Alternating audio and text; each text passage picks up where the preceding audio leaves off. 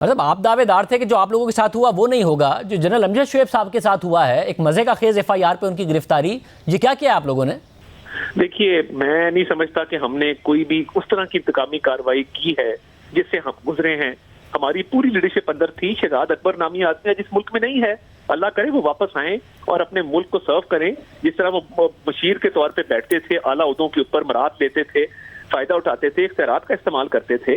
یہاں تو جیلوں میں کہا جاتا تھا اس کا پنکھا بند کر دو، اس کا ہیٹر بند کر دو، اس کا گھر کا کھانے نہ دو. آہا چیمہ کے 2 بچے، ایک 3 سال کا تھا، ایک 5 سال کا تھا، وہ آج پوچھتے ہیں کہ ان کے باپ نے 3 سال جیل میں کیوں گزارے.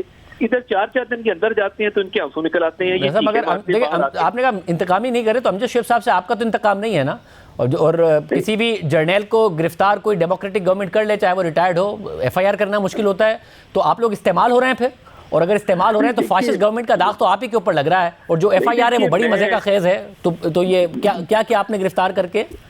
دیکھیے، بات یہ ہے کہ اس ملک میں لوگوں پہ بکری چوری اور ہیروئن کے مقدمات بنائے گئے. ہم نے تو نہیں بنائے، جن حکومتیں نے بنائے ان کا بھی آپ کو پتا ہے.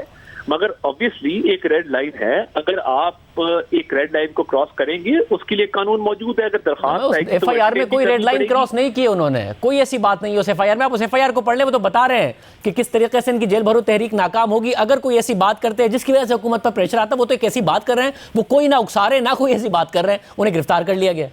دیکھیے، جب بھی کوئی درخواست آتی ہے کسی کی طرف سے آتی ہے، قانون کے مطابق کارروائی کرنا فرض ہے. وہ کوئی بھی ہو اس کے خلاف کارروائی ہوگی.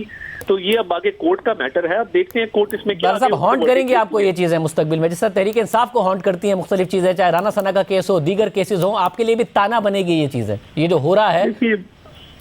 ہمارا تو نہ انتقام ہم نے لیا، اور ہمارے پہ یہ باقاعدہ تنقید ہوتی ہے کہ ہم نے اس طریقے سے اکاؤنٹیبلٹی کو نہیں لے کے چلے جس طریقے سے ہمارے ساتھ ہوا.